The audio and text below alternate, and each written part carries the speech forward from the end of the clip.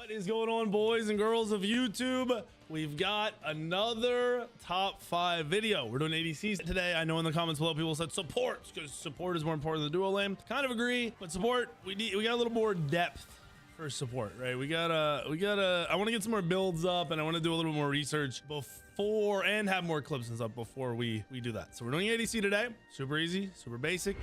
Number 5 on the list. We're going right into it. Artemis. Why Artemis? This is less about builds. ADC builds are pretty, some gods are outliers like Hou Yi, outlier god, maybe Jingwei, outlier god, but most ADCs build the exact same builds. I have 2 builds up for you. I've got like a really generic ADC build, which is what people have been building. And then I have the newest ADC build, which is in the A to Z videos. It's Dagger Frenzy because it got buffed. This build is insane. I promise you this build is ridiculous. The one downside to this build is it's triple actives. So if you are not prepared to deal with that, maybe you don't run one of the actives. Honestly, probably Learning Bow. You swap it for like a Tear Finger or something. Or if you really can't handle actives and you keep going, maybe keep the Learning Bow and swap Sunbeam Bow for Tear Finger. But this build is what you want. You don't want to swap those items. The active items are very, very, very strong, as they should be, because it's a secondary, control. Now, why Artemis is number 5? Artemis is a W key god, meaning you're very good at running at people, very bad at running away from people, very good at engaging, very bad at disengaging, very bad at dealing with people diving on top of you. Once again, very good at diving on the other gods. That's why Art's number 5 and not higher. Your clear is mediocre. You do not want to be going aspect because you want to have that root cripple on your 1. The biggest benefit of this god is people fight a lot and she's good at fighting. She's very, very good at fighting. She's awesome. She's a CC immunity. She has a stun. She's the root cripple. Killing one person is very, very easy. You have a slow. You have a stim on your 2. She is good in that sense. Her downsides, she doesn't have mobility. And like I said, if a jungler's jumping on you or somebody's jumping on you with either beads or magi's or someone who just doesn't care about getting CC like a solo laner, they're going to be nearly impossible to deal with. A jungler full build with magi's will kill you before you kill them every single time unless you get the engage. That's where the engage versus being engaged on comes in, and that's why Art's number 5. It's that simple. It is that easy. There isn't too much to know about the god other than you want to be able to fight, you want to be the one engaging, you don't want to be engaged on. That's it. So Art at number 5 on our top 5 ADCs. Cupid number 4, same exact build. Crazy, right? And someone's gonna go, well, why are all the builds the same? Because that's how the role works, broski. When the gods play the same and have similar abilities and similar buffs. Example, Art 2 gives attack speed. Cupid 3 gives passive attack speed. Art 1 has Art 3 has a slow. Cupid 1 slow. Like, you're playing around. Actually, wait, does Cupid Art run slow? I don't even know. Anyway, big ult, team fight ult, right? Cripple on Cupid, stun on Art. Their kits are super similar. They're gonna build the exact same items. There's no weird item you throw in here. You don't throw in a cooldown item. That's not how this works. That is not how you min-max ADCs.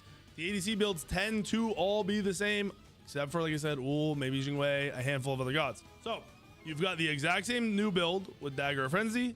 Run these builds, man. Run them. The second you have Dagger Frenzy, you can outtrade anyone who doesn't build it.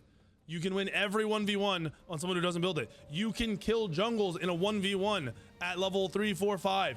Which is rare, very, very rare for an ADC to be able to kill an assassin when if they both have one item and this one has Dagger Frenzy, the other one doesn't. It's crazy the damage that you're able to do with that item.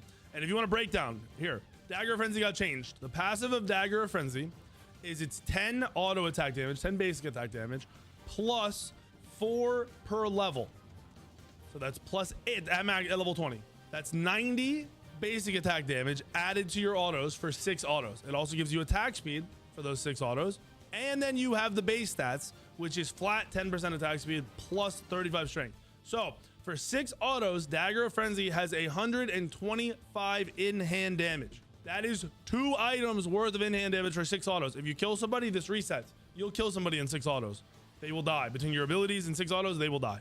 Pair that with Sunbeam Bow proccing for those 6 autos, where they auto really, really fast. With Learning Bow proccing in between that. With Oboe bouncing because you're attacking really fast. Tons of pen to kill tanks. The build is ridiculous. It kind of sucks. It's kind of hard to cover because of, the build per god, but it just plays the same on everybody. You want to fight. On Cupid, you want to ult people on cooldown to burn their beads or to kill them. If it's a Rama, if it's a Hou Yi, if it's an On Her, if it's a, maybe not an honor, sorry, because honor can ult out of it, but like anybody who doesn't have a CC immunity and you can lock down with the cripple of your ult, you want to be doing that on Cupid. You want to be burning beads and trying to kill them on cooldown, and then telling your jungler, hey, they use beads, come gank. That's how you want to play this role. And then focusing on farm, having lane control is where the value comes in for the god, because that turns into farm. Farm means level 20 earlier, it means max build earlier, which means joining the team fights earlier, rotating around doing objectives earlier. The whole idea behind the role of ADC. In every MOBA ever, the whole idea was farm, carry, right? Same thing. So Cupid number 4 on our list. Number 3 on our list, I've mentioned him like 8 times already. Ul is very good. Ul is very good. I'm gonna be honest with you, you've got a lot of build options. If you're playing ADC or mid, you can just go the same build with a bluestone. I'll even add this in. So you would quite literally only swap this into a bluestone mid ADC, and that's it. That's all you have to do. There's nothing more to the build. Ul is an ability-based god with a ton of lockdown. He's one of the best one-shot combo gods in the game, because every 8 seconds when his kit is up, he can one-shot somebody. In this build, you're getting Hydras. It's core. You have 6 abilities that proc Hydras. You have Sworn, so you're able to kill any squishy or tank. You have Pendulum for the ability reset plus the cooldown. Heartseeker to kill tanks and really anybody else. Titan's Vein, and then Crusher for more yellow damage plus power plus cooldown. You can swap up items. You can put a Transcendence in this build over Sworn. You could technically go Transcendence over Pendulum. I will say in the next patch on Tuesday, so you'll probably, this video will be up for like 2 days. This is no longer going to be the starter. You're not going to go Bumba's Cudgel. You're going to go into Bumba's Hammer. I'm honestly going to change it now. I'm going to be real with you. We're going to update Smite Source pretty quickly, hopefully, with this patch, but I'm just going to update it now. Bumba's Hammer is still good on Ul either way in the jungle. Bumba's Spear just gives a lot more power, but the new Bumba's Hammer on PTS has an extra buff on it. So both Hammer and Spear have more clear on them. You clear jungle camps faster. But now, if you didn't know this, Bumba's Spear, oh, I gotta change that. Bumba's Spear, when you kill a jungle camp, when it's upgraded, when you upgrade Bumba's Spear to the level 20 upgrade, you kill a jungle camp, you get a buff for 30 seconds. It gives you 10% more strength and int. In the next patch, Bumba's Hammer gives you a buff for 30 seconds. It gives you 10% more cooldown. That's a pretty big item buff to just give it 10 more cool. Like, it's going from 10 cooldown to 10 cooldown plus 10% cooldown. I think it's going to be cracked for ability junglers, and that, you know, we're just so we know, you guys know what's coming. If you're an Ul ADC player, but you get put in the jungle, Ul's a god you can play in the jungle, just swap up this starter. Or other way around, if you're a jungler, you get Ul ADC, or you're just playing Ul ADC, swap in that bluestone. Make sure you're running this. Do not run these in the lane. I'm just mentioning that if you run this god in the jungle to make sure it's updated. Bluestone plus ability build, cracked on Ul. That's all there is to it. I mean, the god hits hard. Why is he good in lane? He can fight better than anybody else. He has the most control out of anybody. He has high mobility. His downsides, he doesn't have a CC immunity. Gods like Cupid do very, very well into him. Hou Yi can have a good matchup. It really depends on how you two play it. Kills tanks, has really, really good team fights. Biggest downside to Ul, can die in lane because of lack of CC immunity, and then has bad objective burn. You don't have crazy consistent damage. It's not bad. You have very good burst, but you're not going to match up with an ADC over 20 seconds of auto attacking. You're not going to do the same damage, right? So Ul, number 3 on our list, hyper aggressive. If you play Ul, you need to be hitting, I'd say, like 70% of your combos. So if you miss more stuns than you land, or sorry, yeah, you miss more stuns than you land, probably don't play Ul. Practice him in casuals. Take him into ranked, which you're hitting 60-70% of those stuns. Be aggressive in lane.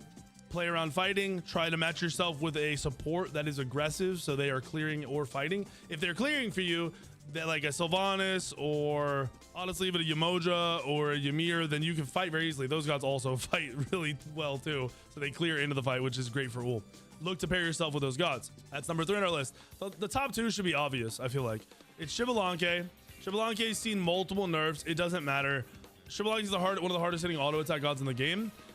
While Xbalanque doesn't have a true stim, no attack speed buff outside of the ultimate, your 1 enhances your auto attack damage, and then your passive gives you a ton of strength for more auto attack damage. So Xbalanque ends up being one of the hardest hitting gods in the game. If you also pop your ult and auto attack somebody, you are the hardest hitting god in the game with the most range, and your attack speed is crazy. Now, I want to talk about the build on Xbalanque. Xbalanque has severe mana problems, okay? If you have Death's Toll, you don't have any mana problems until you build Sunbeam Bow, because your one uses your mana every time you auto, your Sunbeam Bow uses your mana every second.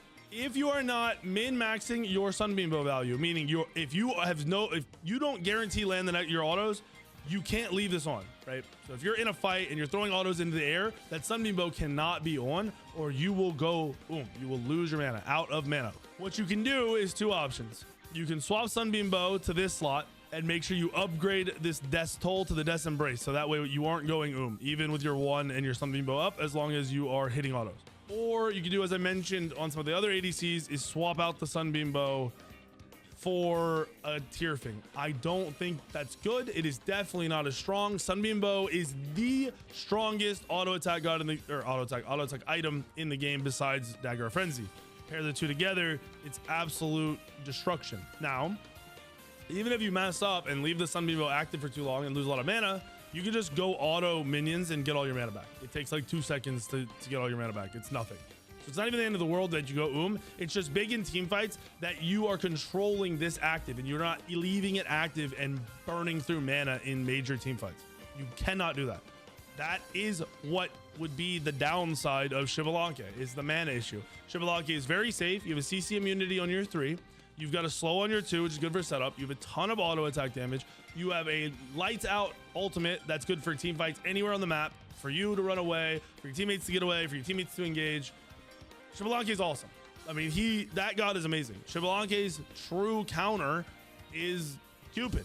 It's Cupid ulting you on cooldown and making you beads because you can't 3 in the Cupid ult, because the beginning of your 3 is not CC immune, the middle of your 3 is. Outside of that matchup, you have a good play. I mean, Anhur can do well into you, and Wool can do well to you, and Hou Yi can do well into you, but that comes down to how you play the CC, how you play auto attacks. You're just the hardest hitting god in the game, so if you are able to avoid major CCs and get some autos off, you'll out trade pretty much everybody. I like Xbalanque.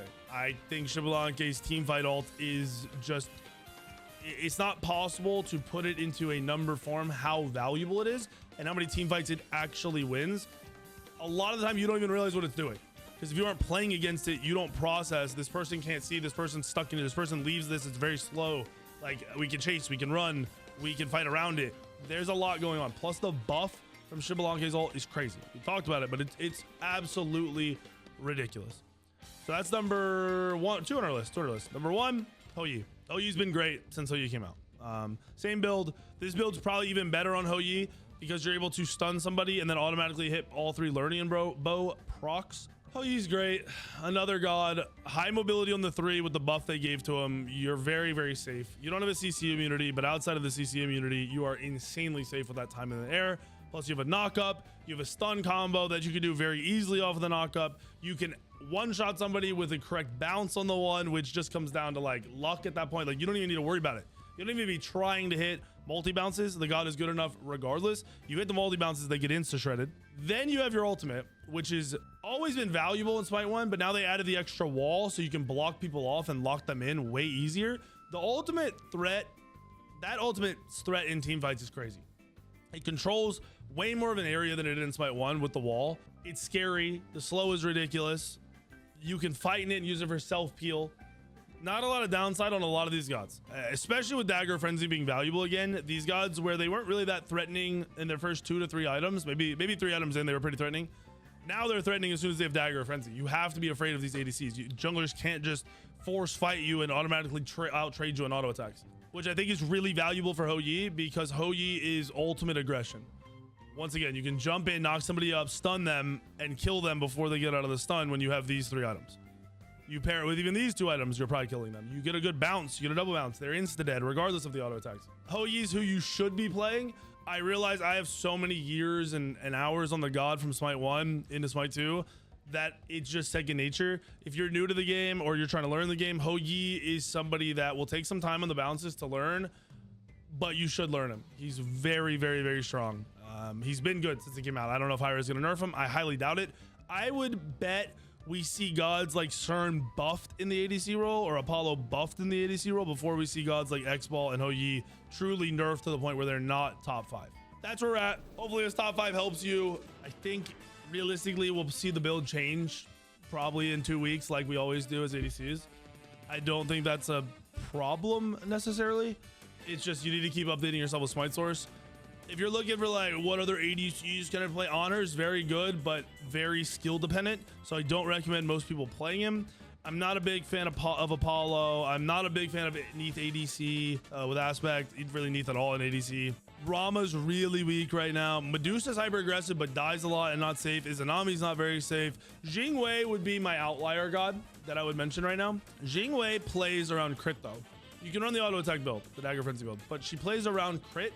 So more than likely you'll see a build that's a Death Toll into a dagger frenzy, into a rage, into a Deathbringer, into a Titan's Bane, into a Hydra's, into a Lernian.